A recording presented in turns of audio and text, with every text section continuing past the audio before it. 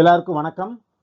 நேத்து market close ஆகுறதுக்கு கொஞ்ச நேரத்துக்கு முன்னாடி ட்ரம்ப் வந்து ஆப்ரேஷன் ஃப்ரீடமை ஃப்ரீஸ் பண்ணி வைக்கிறதா அனௌன்ஸ் பண்ணியிருந்தாரு. அது மட்டும் இல்லாமல் அமெரிக்காவும் ஈரானும் பீஸ் டீலை வந்து அட்டைன் பண்ணுறதுக்கு ஒர்க் பண்ணிட்டு இருக்கோம், அது கிட்டத்தட்ட வந்து நாங்கள் க்ளோஸ் ஆகிட்டோம் அப்படிங்கிற மாதிரி வந்து சொல்லியிருந்தாரு. ஸோ இந்த அப்டேட்னால நிஃப்டி 24,300 வரைக்கும் வந்து ஏறி இருந்தது. அது மட்டும் இல்லாமல் இன்டர்நேஷனல் மார்க்கெட்டில் க்ரூட் ஆயில் ப்ரைஸ் அப்படிங்கிறது பேரலுக்கு $100க்கும் கீழே வந்து வந்திருக்கு. ஸோ இதனால் இன்னைக்கும் மார்க்கெட்டில் ஒரு பாசிட்டிவ் மூமெண்டம் இருக்கும் அப்படிங்கிற மாதிரி நான் வந்து நினைக்கிறேன். எஃப்ஐஐ டிஏ டேட்டா எடுத்து பார்த்தோம் அப்படின்னா எஃப்ஐஐ நேற்றுமே செல்லிங் தான் இருந்திருக்காங்க. 5,835 கோடி கிட்ட ஷேர்ஸை வந்து அவங்க செல் பண்ணியிருக்காங்க. டிஐஐஸ் 6,837 கோடிக்கு வந்து ஷேர்ஸை பை பண்ணி மார்க்கெட்டை வந்து சப்போர்ட் பண்ணியிருக்காங்க. அடுத்து ஷேர் வைஸ் அப்டேட் என்ன அப்படிங்கிறத ஒன்றொன்னா பார்க்கலாம். First HDFC bank. நேற்று ஹெச்டிஎஃப்சி பேங்க் 3% கிட்ட அப்பா இருந்தது. அதுக்கான காரணம் என்ன அப்படின்னு பார்த்தோம்னா, ரீசெண்டாக மார்ச் 2026 ஹெச்டிஎஃப்சி பேங்கோட சேர்மன் அட்னு சக்கரபூர்த்தி வந்து பதவி விலகி இருந்தார். ஸோ அப்போ வந்து ஹெச்டிஎஃப்சி பேங்க்ல நிர்வாக கோளாறு வந்து இருக்கு அப்படிங்கிற மாதிரி ஒரு சில கவலைகள் வந்து இருந்துச்சு.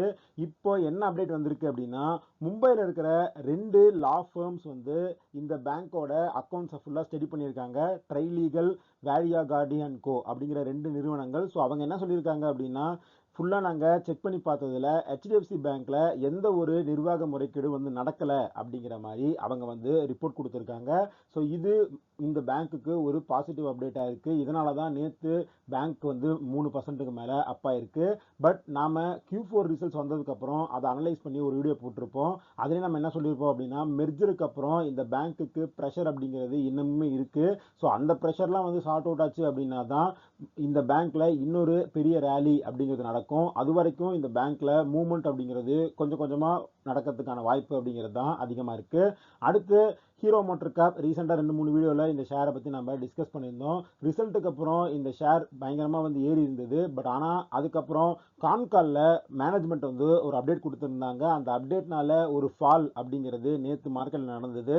கான்காலில் மேனேஜ்மெண்ட் என்ன சொல்லியிருந்தாங்க அப்படின்னா, கம்பெனி அடுத்த ஃபினான்ஷியல் இயர் 27 மார்ஜின் ப்ரெஷரை வந்து எக்ஸ்பீரியன்ஸ் பண்ணலாம். ஏன்னா இன்புட் காஸ்ட் அப்படிங்கிறது ஏறிக்கிட்டே இருக்குது. ரீசெண்டாக தான் நாங்கள் எல்லா வெஹிக்கிளோட ப்ரைஸையுமே ஒரு 2% கிட்ட இன்க்ரீஸ் பண்ணியிருந்தோம்.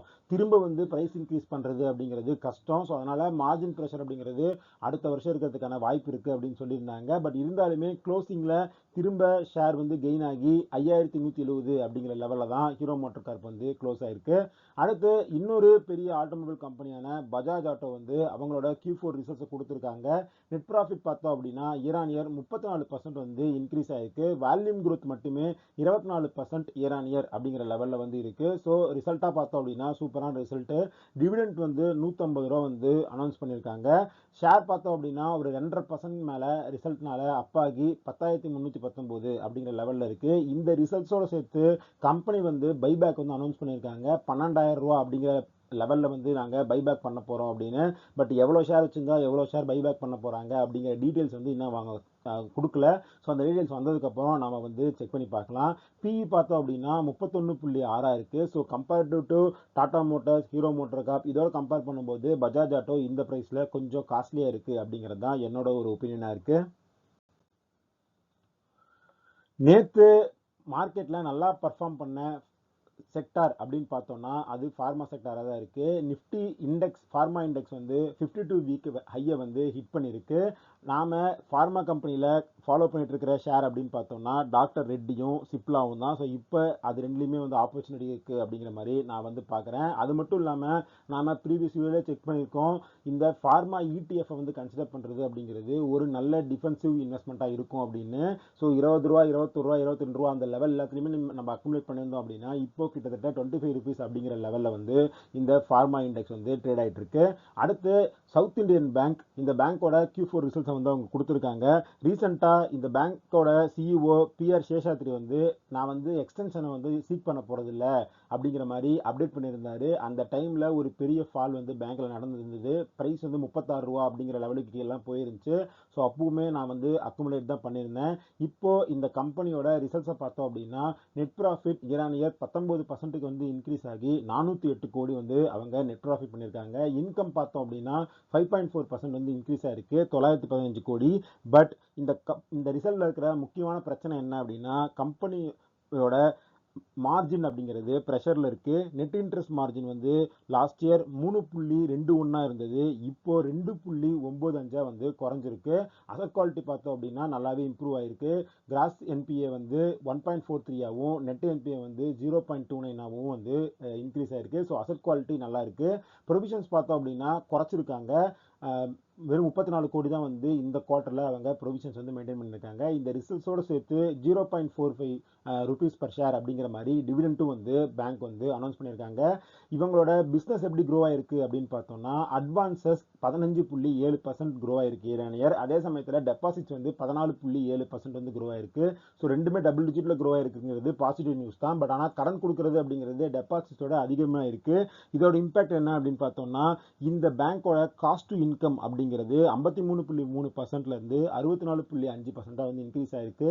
ஸோ நெட் இன்ட்ரெஸ்ட் மார்ஜின் ப்ரெஷரில் வந்திருக்கிறதும் காஸ்ட் ஆஃப் இன்கம் இன்க்ரீஸ் ஆயிருக்கிறதும் இந்த ரிசல்ட் இருக்கிற ஒரு நெகட்டிவ் பாயிண்ட்ஸாக இருக்கு. வேல்யூவேஷன் படி பார்த்தோம் அப்படின்னா புக் வேல்யூ 43 ரூபா. ஸோ கிட்டத்தட்ட புக் வேல்யூ கிட்ட தான் இருக்கு. இப்போதைக்குமே கொஞ்சம் கொஞ்சமாக அக்குமுலேட் பண்ணுறது அப்படிங்கிற லெவலில் தான் வந்து சவுத் இந்தியன் பேங்க் இருக்கு. ஒரு பெரிய ஃபால் வரும்போது தான் இதை வந்து பல்காக நம்ம வந்து கன்சிடர் பண்ண முடியும். இப்போதைக்கு ஒரு ஸ்டாகர்டு இன்வெஸ்ட்மெண்ட்டாக கொஞ்சம் கொஞ்சமாக வந்து அக்குமுலேட் பண்ணலாம். அடுத்து ப்ளூ ஸ்டார் அவங்களோட ரிசல்ட்ஸ் வந்து கொடுத்துருக்காங்க. இவங்க ஒரு ஏசி கம்பெனி. மார்க்கெட் எதிர்பார்த்ததை விட நல்ல ரிசல்ட்டே வந்து ப்ரொவைட் பண்ணியிருக்காங்க. நெட் ப்ராஃபிட் பார்த்தோம்னா 17% கிட்ட அப்பா இருக்கு. டிவிடெண்டாக வந்து 8.5 ரூபா அப்படிங்கிற மாதிரி அனௌன்ஸ் பண்ணியிருக்காங்க. இந்த கம்பெனியோட பிபிஇ ரேஷியோ பார்த்தோம் அப்படின்னா 75 ரூபா. ஸோ இந்த கோடை காலத்தில் ஏசி சேல்ஸ் அப்படிங்கிறது அதிகமாக இருக்கும். இந்த மாதிரி டைமில் இந்த ஷேரில் வந்து நம்ம எந்த ஆப்பர்ச்சுனிட்டி பார்க்க முடியாது. வின்டர் டைம் இல்லை ரெய்னி சீசனில் வந்து இந்த ஷேரோட ப்ரைஸ் ஏதாவது கரெக்ஷன் வந்துச்சு, அப்போ வேல்யூவேஷன் நல்லா இருந்துச்சு அப்படின்னா அந்த மாதிரி டைமில் தான் இந்த மாதிரி ஷேர்ஸ் எல்லாம் வந்து நம்ம கன்சிடர் பண்ண முடியும். அடுத்து 2 முக்கியமான கம்பெனிஸோட ரிசல்ட்ஸ் வந்து வந்திருந்தது. ஒன்று மீஷோ வந்து லாஸ்ட் இயர் டிசம்பரில் தான் வந்து மார்க்கெட்லேயே வந்து லிஸ்ட் ஆனாங்க. அப்பயுமே அவங்க லாஸ் மேக்கிங் கம்பெனியாக தான் இருந்தாங்க. இப்போ இந்த Q4 ரிசல்ட்ஸ் எப்படி இருக்குது அப்படின்னு பார்த்தோம்னா நெட் லாஸ் வந்து குறைஞ்சிருக்கு. இயர் ஆன் இயர் 88% குறைஞ்சிருக்கு. பட் இருந்தாலுமே அவங்க இந்த குவார்ட்டர்லையும் லாஸ் தான் பண்ணியிருக்காங்க. 166 கோடி. ரெவன்யூ வந்து 47% அப்பா இருக்கு. ஷேர் வந்து ஒரு 4% கரெக்டாக இருக்கு. ஸோ இது வந்து ஒரு லாஸ் மேக்கிங் கம்பெனி அப்படிங்கிறதுனால இந்த ஷேரை வந்து நான் வந்து கன்சிடர் பண்ணுறதில்ல. அடுத்து பேடிஎம், இது வந்து ஒரு லாஸ் மேக்கிங் கம்பெனியாக இருந்துச்சு. பட் ஆனால் இந்த குவார்ட்டரில் அவங்க 184 கோடி வந்து ப்ராஃபிட் புக் பண்ணியிருக்காங்க. ரெவன்யூ பார்த்தோம் அப்படின்னா 18.4% இருக்கு. ஷேர் வந்து ஒரு 2% அப் ஆகி 1500 ரூபா அப்படிங்கிற லெவலில் இருக்கு. பட் பிஇ பார்த்தோம்னா 97.5 வரைக்கும் வந்து இருக்கு. ஸோ இதெல்லாம் ரொம்ப காஸ்ட்லியான ஒரு விஷயம். அது மட்டும் இல்லாமல் பிஸ்னஸ் மாடலாகவே இதில் ஒரு சில பிரச்சனை இருக்கு. அது என்ன அப்படிங்கிறத கொஞ்சம் டீட்டெயிலாக பார்க்கலாம்.